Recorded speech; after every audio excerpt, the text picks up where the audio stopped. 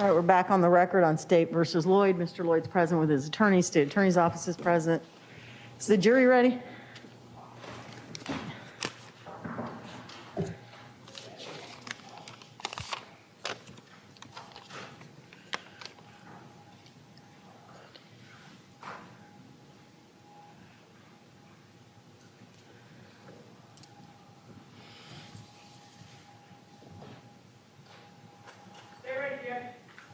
All right, let's bring him back in.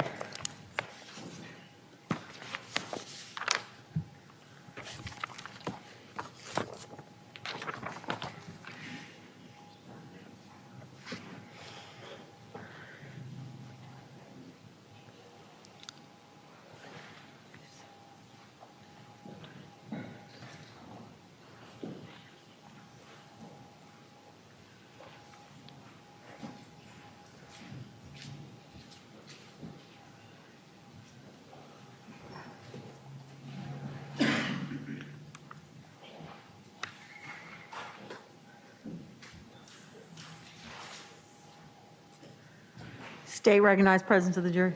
We do, Your Honor. Defense? Yes. All right, Mr. Williams, your rebuttal. Thank you, Your Honor. So facts are stubborn things.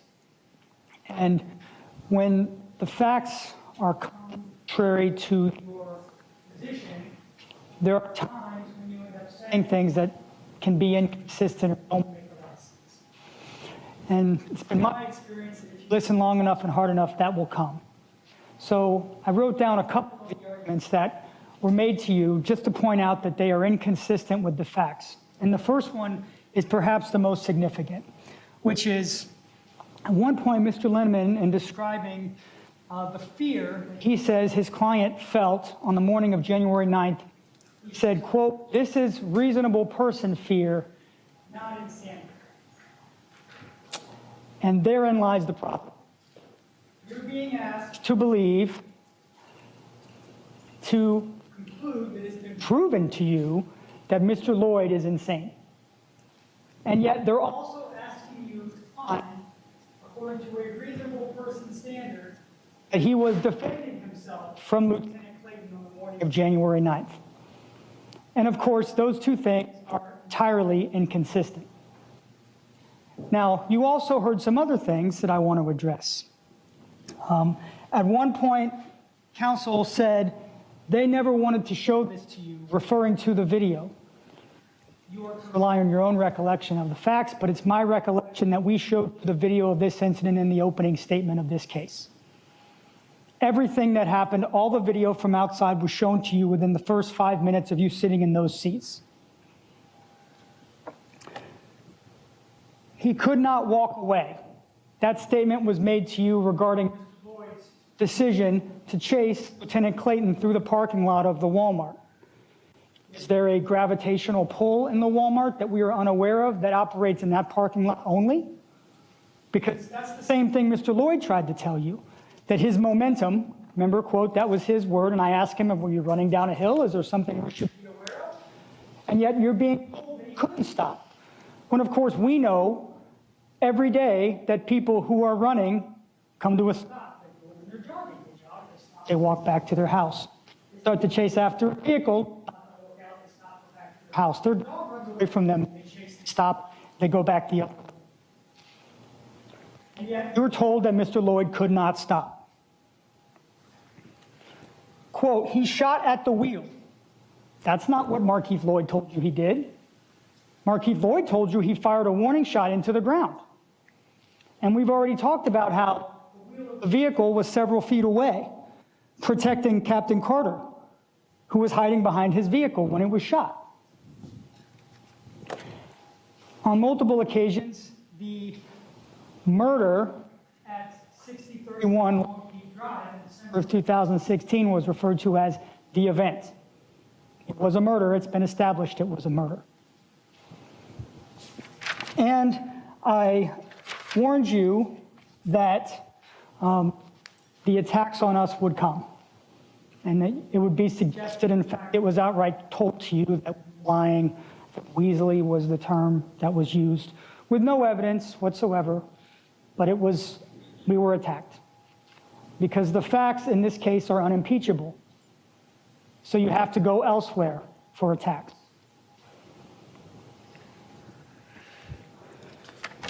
A couple of other things that were said that I'm going to address, and I'm not going to go through everything point by point because you all have heard the evidence and been very patient with all of us in this system.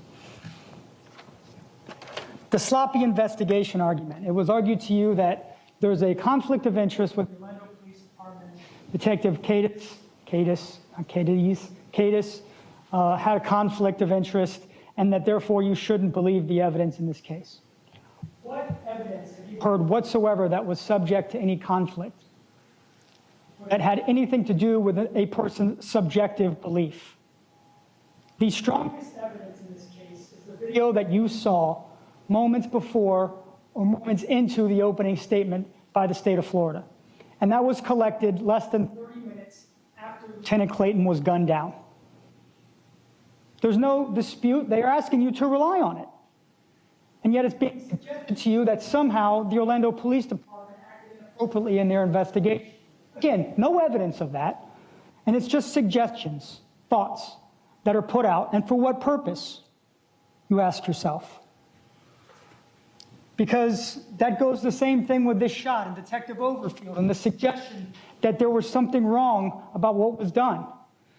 Detective Overfield found a piece of evidence and did exactly what he's supposed to do. He called to find out how it should be addressed. He was told, he collected it, and then law enforcement sent it to the Florida Department of Law Enforcement on their own. Richard Ruth tested it. And then we presented that evidence to you, unbiased regardless of what the outcome is, because facts are facts. Facts are stubborn things. And the problem for Markeith Loyd is that the facts in this case clearly establish he committed a cold-blooded murder, law enforcement officer.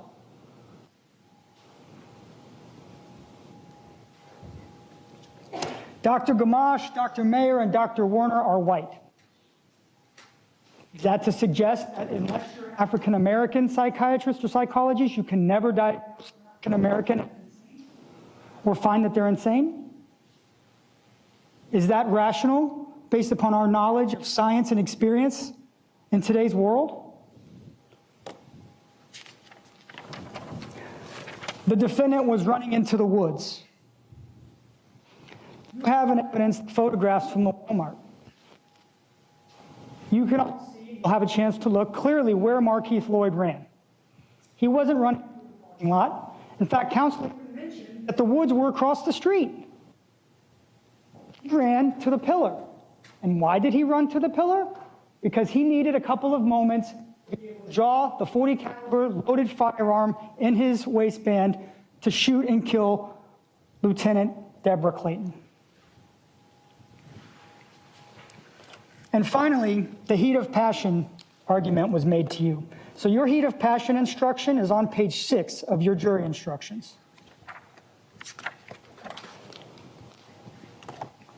And if you just make a cursory glance at the 5 elements that have to be shown in order for you to find that Markeith Loyd acted with a heat of passion, you quickly see that it does not apply in this case.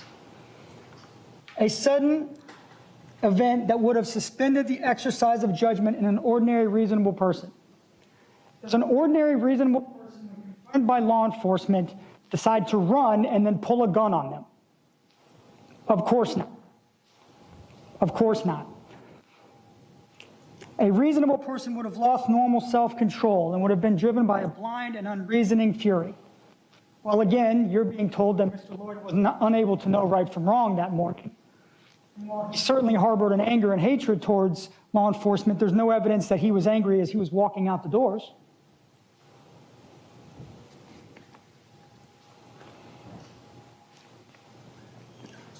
This instruction is typically used, the example that is used is when a spouse finds his or her spouse in an affair with another individual. When a sudden, unknowing, unprovoked incident occurs and a person has no time to react, and they react because of what they occurred. Folks, Markeith Loyd knew the police were looking for him. He was aware of that for weeks. This was not unprovoked or a surprise to him. He told you how he watched Lieutenant Clayton walk out of the Walmart. He told you that he believes he knew she was a law enforcement officer. This instruction does not apply. Mr. Lloyd did not act in a heat of passion. So now we're going to be a little more methodical about how we go through evaluating the defenses that were raised to you. And I'm going to be brief. So there are two reasons why Mr. Lloyd says or claims that he should not be held responsible for the murder of this law enforcement officer. The first one is insanity. And the insanity instruction is in front of you. You all heard it. It shows or saw. It shows that it's their burden to prove. And it's important. All persons are presumed to be sane. All persons are presumed to be sane. Clear and convincing evidence. So what is the evidence that they presented to you as to Mr. Lloyd's insanity? The first, which was not mentioned in the closing argument, was his family members. And you heard Ms. Lloyd, Tanya Lloyd, get up, and you heard Barry Jacobs testify about their observations of Mr. Lloyd. It is understandable to look out for your loved one, and they can be forgiven. However, that does not mean they can be believed. Specifically, Ms. Lloyd, who is not a trained psychiatrist or psychologist, told you that he was foaming at the mouth, and Dr. Gamache clearly said that that is not any indication of psychosis that he's aware of, and he gave you the examples of when he would expect to see that. The other reason that you know you cannot rely upon the defendant's family members is found at page 49 of your instructions, and it's a list that's called Weighing the Evidence. And the fourth number on that list is, did the witness have some interest in how the case should be decided?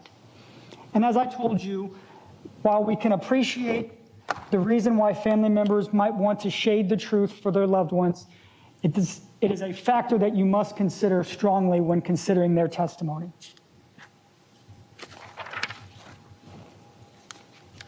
So that brings us to Dr. Toomer, who is the primary source of the defense evidence of insanity in this case.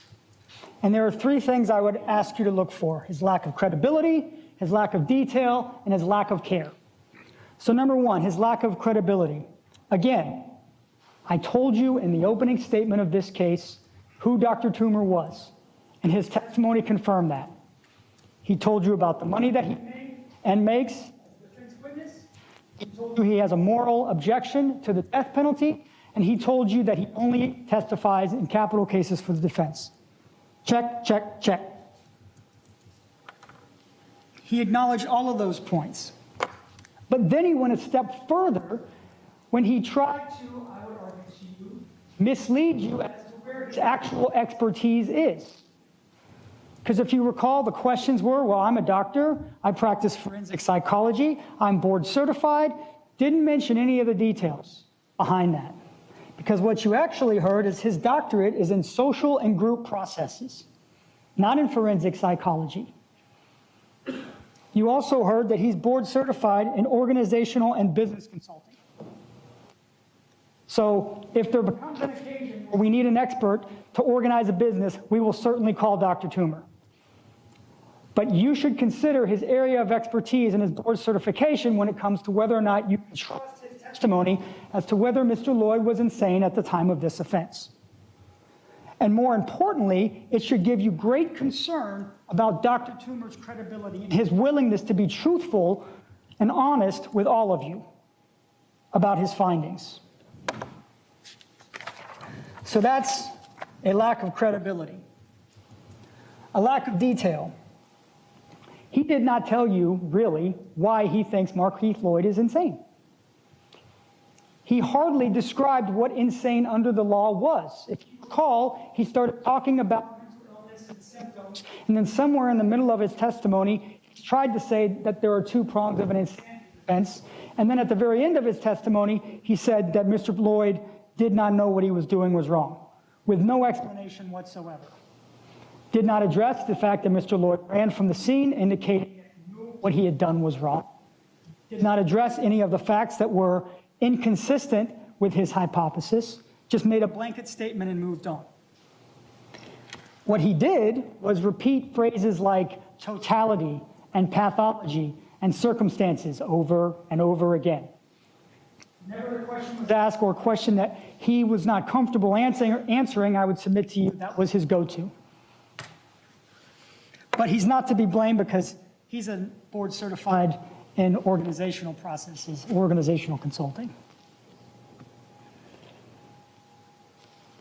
And even though, yes, he repeated what Mr. Lloyd told him about the events of the murder, he never explained how that had anything to do or how it informed his opinion that Mr. Lloyd didn't know his killing of Debra Clayton was wrong.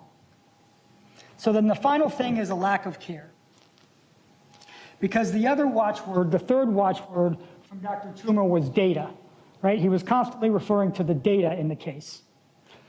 And he told you he relied upon the findings of several other experts in the case. Dr. Joseph Sesta, Dr. Mayer was another one, Dr. Campbell was another one. And he told you that his finding of neurological impairment, brain damage, was based on Dr. Sesta's report. And then he had to acknowledge that Dr. Sesta found that there was no long-lasting neurological trauma. And then even if there had been, it did not affect Mr. Lloyd's behavior.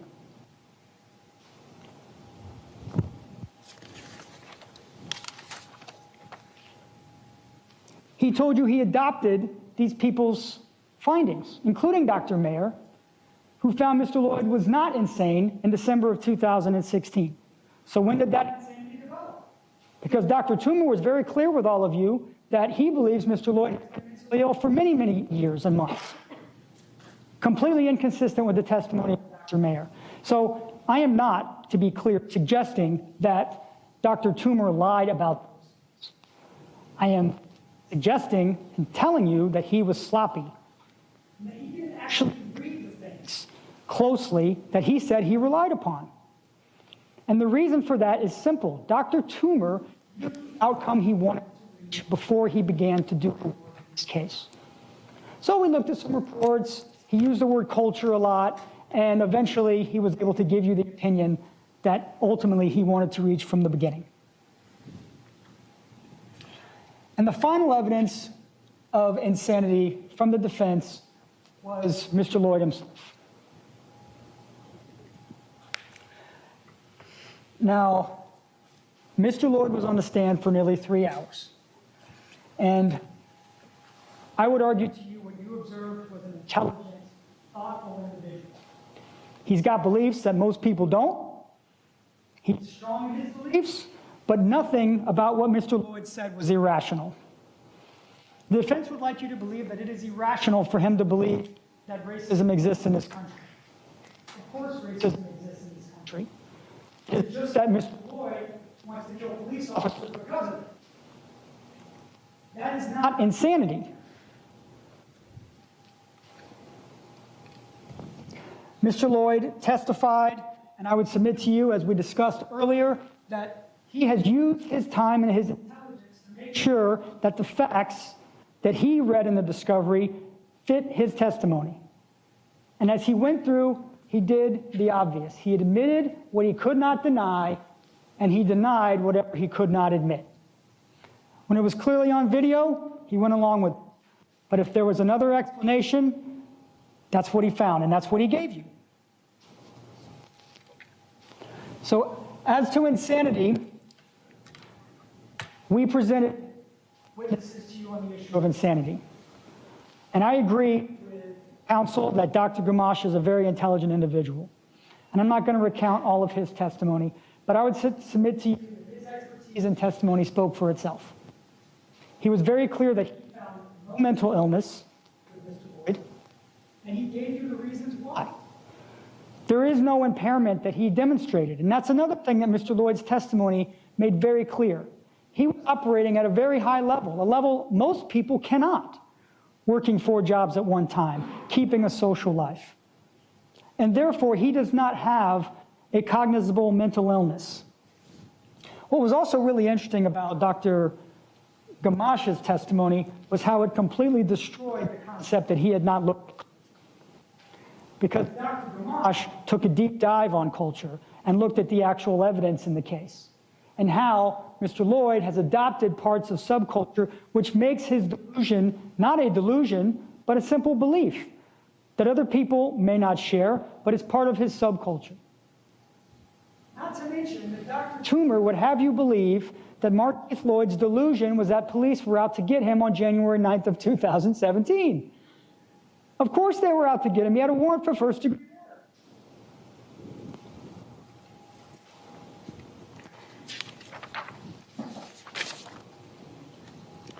Finally, Dr. Werner testified, and she was brief. We kept it brief because she has zero bias.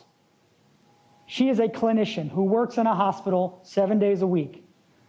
She experiences and interacts with and treats people of lower socioeconomic backgrounds of all races every single day.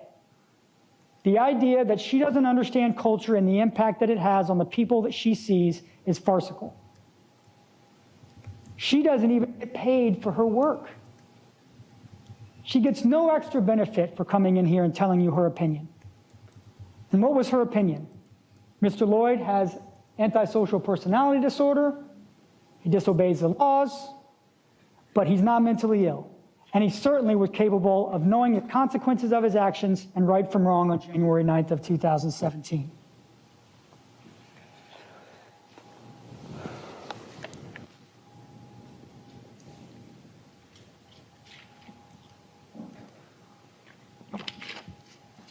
Now, I want to take a moment to acknowledge that racism is real. And it is obviously an undercurrent of this entire conversation in the trial that is going on, and it's particularly important to Mr. Lloyd. And I don't want anyone to believe that we do not believe that it is a real thing in this country. Perhaps it's less real now than it was 50 years ago or 20 years ago, but we recognize that there are far too many Black men and women who have been shot and killed by law enforcement officers in this country. That is a fact that is unimpeachable, and we're telling you this. I am telling you this. We recognize that Mr. Lloyd had a difficult childhood and that he did not have opportunities that other people had. I don't think there's a question about that. The issue, ladies and gentlemen, is what that had to do with his actions on January 9th of 2017. There is zero evidence that any of those unfortunate facts and the reality that we all see every day, had anything to do with him standing over a police officer and killing her.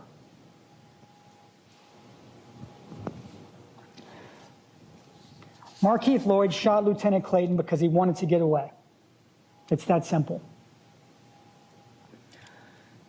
So the last topic is self-defense. So the first thing to note, and the relevant instructions are on pages 44 and 46 of the printed copies that you all have. I'm not going to read it to you because you're adults, but the first part defines, most importantly, that there is a specific standard that is used when a law enforcement officer is using force. It's laid out on the screen in front of you. It's on page 44 of your instructions. Reasonably believes necessary to defend herself or another from bodily harm. That is the standard. In arresting a felon who is fleeing from justice, which is exactly what Mr. Lloyd was on January 9th of 2017. It even tells you below that firing a firearm in the direction of a person, yes, it's deadly force. Is it reasonable based upon the circumstances that were confronting her today? But this is not the only relevant instruction. So if you flip over then to page 45,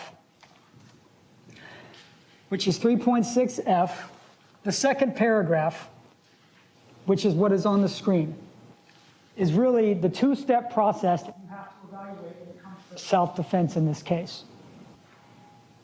The first thing is, unless you conclude that Officer or Lieutenant Clayton used excessive force, the conversation is done. If her force was reasonable at the time, then he did not act in self-defense. That is the law in the state of Florida.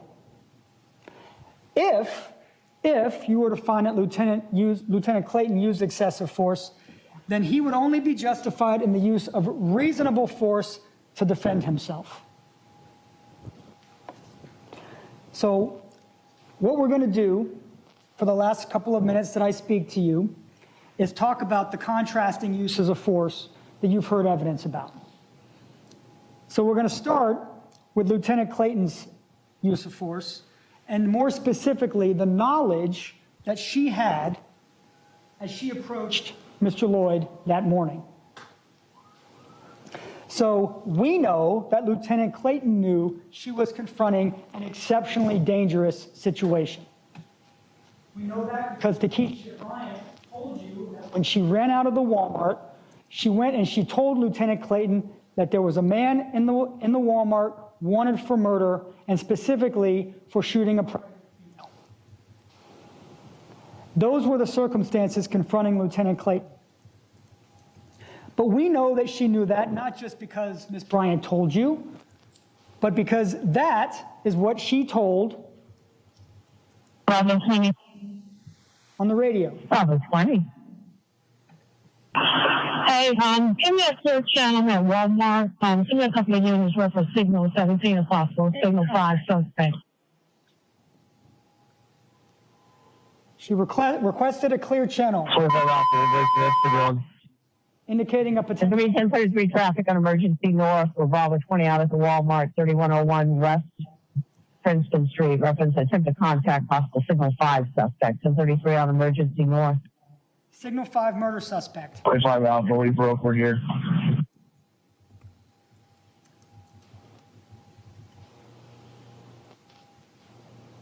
Bravo 26 officer. Yeah. Sarge, where are you exactly? I guess we're looking for Markeith. He's walking out the door right now. I guess he was involved in shooting with a pregnant female. I'm at the first entrance. Not just the shooting of a pregnant female. You know it because Ms. Bryant told you. You know it because she said it on the radio. It's hard to imagine a more perilous situation for Lieutenant Clayton to confront. And as I told you during the first closing statement where I addressed you, she did everything right. She called for help. She slowly walked over to the door. Other than letting a known murderer leave, putting others at peril, what was she to do? So now we know what she knew at the time. I left out one thing. There's evidence that she knew he was wearing a vest. Because you recall Takesha Bryant knew that, and she was not a trained 20-year law enforcement. And we know that Lieutenant Clayton watched as Mr. Lloyd exited out of the store.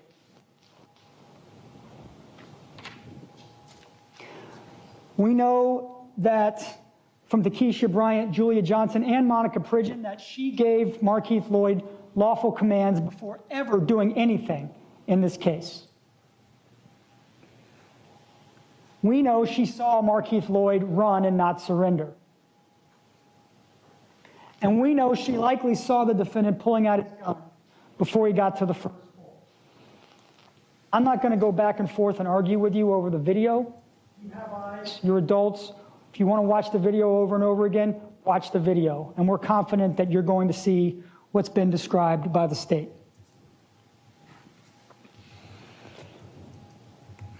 We know that because he kept it on his right side, and that's the side that he ran around the pole.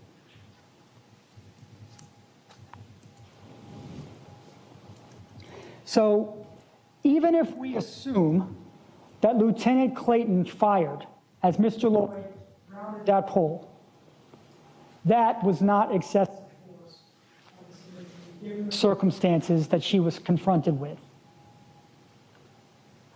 I would also submit to you that there is very little evidence that she fired at all. Now, here again, recall what I told you in the opening statement. I was upfront and candid with you that we cannot prove definitively whether or not she fired or who fired first. But there is strong evidence suggesting that she never fired at Markeith Loyd. So how do we know that? I'm not going to belabor the point.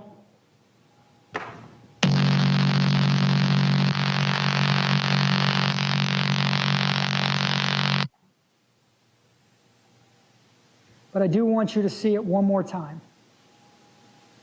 And in fact, defense counsel and I are in agreement on this.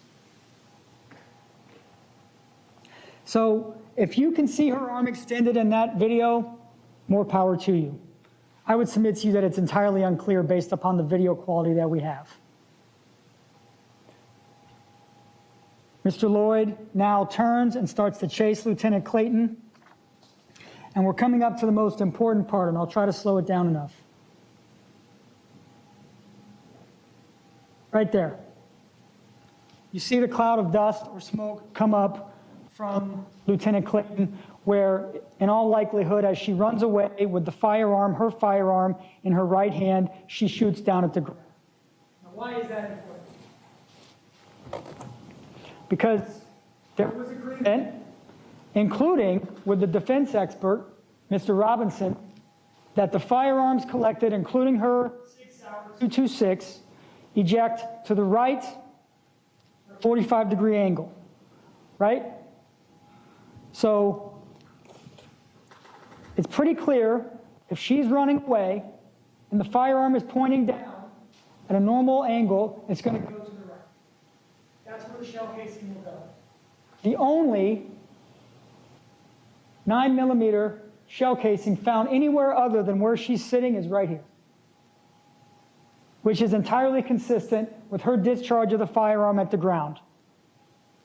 If she had discharged her firearm anywhere up here, we would expect to see the shell casing in this area. Not to mention, the locations don't match, there's only one. We know she fired one shot into the ground. It's on video, there's no doubt about it. I told you that. There was one of her shell casings, and you subtly heard the explanation. Well, there's the missing shell casing. Is there? Or is the obvious answer that she didn't fire at Mr. Lloyd? Because the only evidence that she did fire is completely inconclusive as to anything. There's a ricochet that may or may not be caused by a projectile. There's a projectile that may or may not be fired by the gun. What you know with your own eyes is that she fired once in the shell casing. One shell casing is where it should be. That's the only shot that she fired.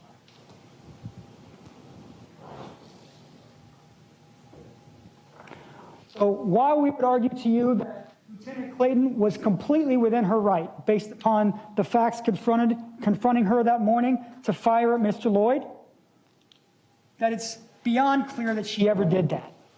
And much more likely based upon the evidence that Mr. Lloyd fired at her first.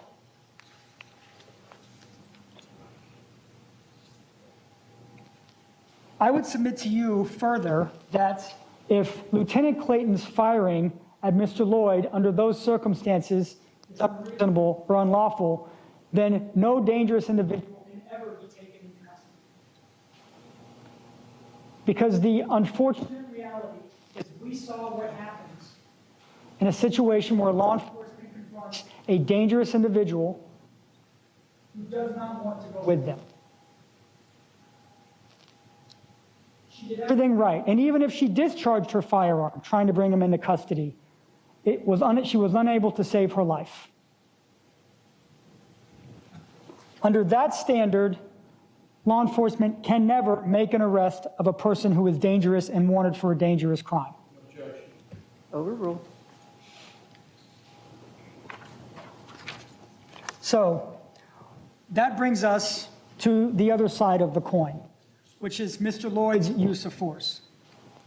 Because even if you find that her use of force was excessive, you would have to find that his was reasonable under the circumstances.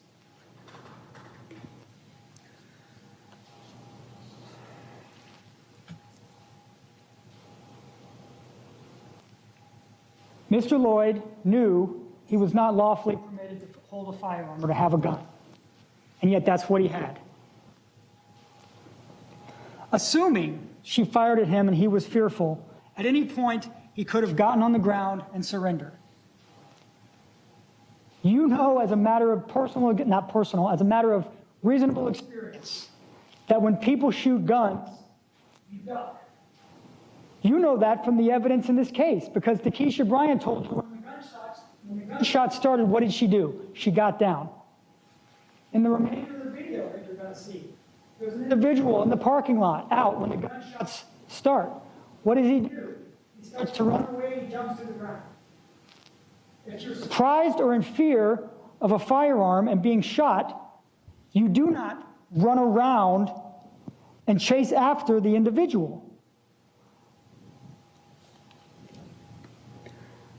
At the moment on the screen in front of you, right there, his use of force must end under the law. Is it reasonable at that point for him to continue firing at an individual who is running away? Let's leave law enforcement out of it for a moment. Under what circumstances can a person chase another human being and shoot them in the back and say that that is a reasonable use of force? Yet that is exactly what you're being asked to accept. But of course, ladies and gentlemen, Mr. Lloyd did not stop when she was running away. He put himself in harm's way, going closer to her near the firearm, purposefully to end her life.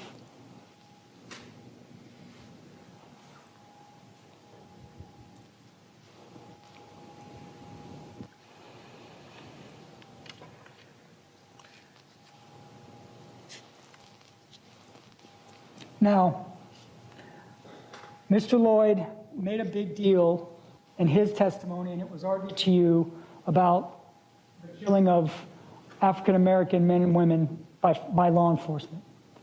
But what you know is that Markeith Loyd was not 12-year-old Tamir Rice with a toy gun in that video. He was not Ahmaud Arbery running through a neighborhood just out for a jog and killed by vigilantes. And he was not George Floyd unarmed and wanted because he counterfeited a $20 bill. That is what the strong, if not overt, suggestion to you has been throughout the course of this trial. And it is just not the facts that you are confronted with in this case.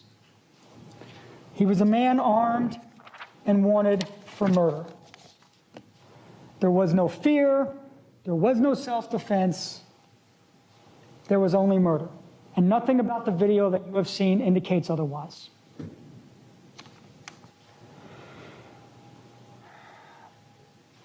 We all make choices in this life. Debra Clayton was a black female police officer. She chose to serve.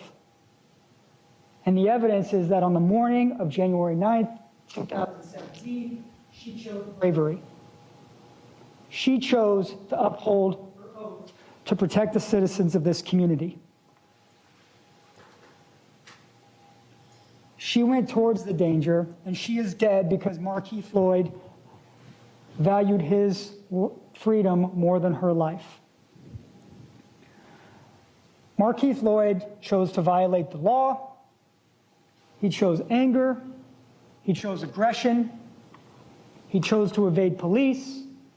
He chose to carry a loaded .40 caliber firearm, to don a bulletproof vest, to shoot at a law enforcement officer running away from him, and to stand over her and end her life. The time has come, ladies and gentlemen, where we ask you to hold Markeith Loyd responsible for his choices. And we ask that you find him guilty as charged in this case. Thank you. Thank you, Mr. Williams.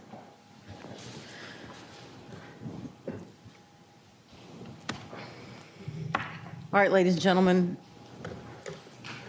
both sides have now concluded their closing arguments. So if you'll turn to page 52, if you're following along on the jury instructions.